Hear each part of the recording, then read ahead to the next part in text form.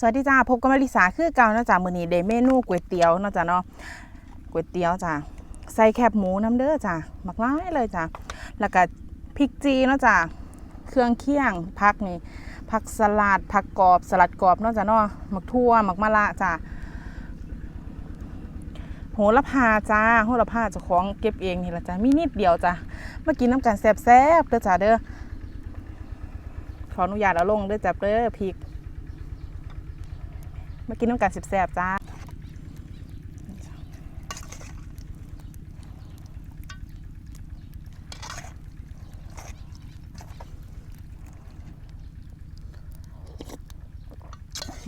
หวาน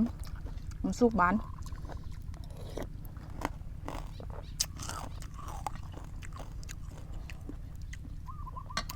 บ่ได้ใส่พริกผงหลายจ้ะเพราะว่าอย่างเขาสิมาเอาความเผ็ดจากพริกจีเขาเนาะจ้ะเนาะ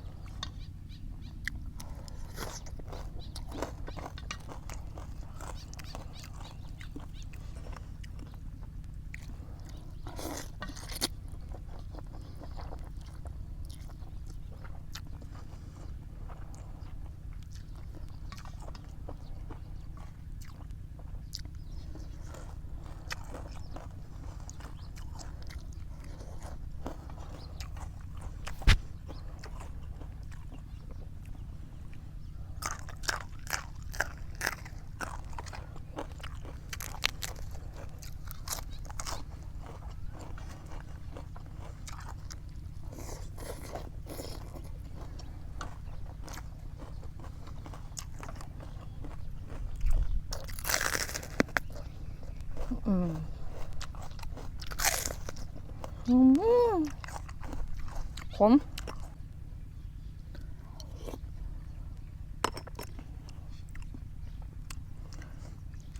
มื้อนี้ใส่ภาชนะใหญ่แน่ขอโทษขออภัยด้วยจ้า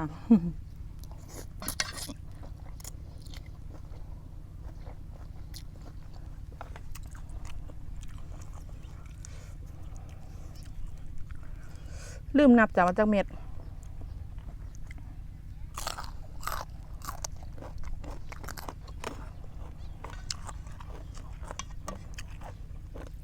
โอ้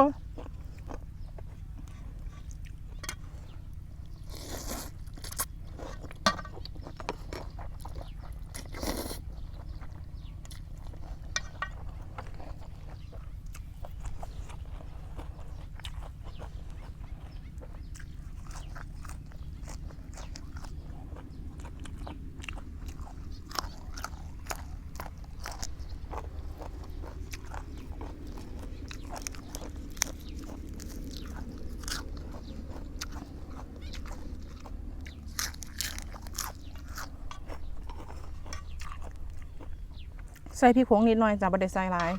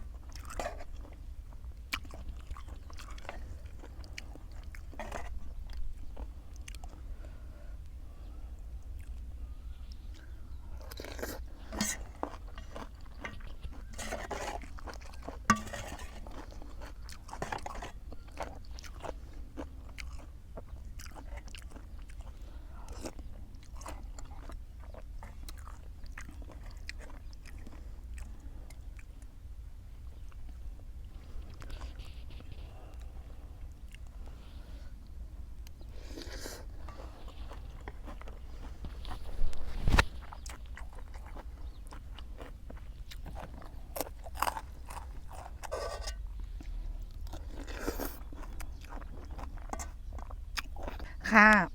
ก็อิ่มเป็นทีเรียบร้อยเนาะจ้ะเนาะก็แซ่บจ้ะแซ่บคือเก่าเนาะจ้ะเนาะใส่พริกจีของเฮาลงไปเนาะหอมจ้ะหอมแซ่บค่ะก็ขอบคุณสำหรับการรับชมนะคะ ขอบคุณกำลังใจดีๆที่มีให้กันนะคะค่ะฝากไว้เพียงเท่านี้ค่ะค่อยพบกันใหม่ในคลิปต่อไปค่ะสวัสดีค่ะบ๊ายบายจ้า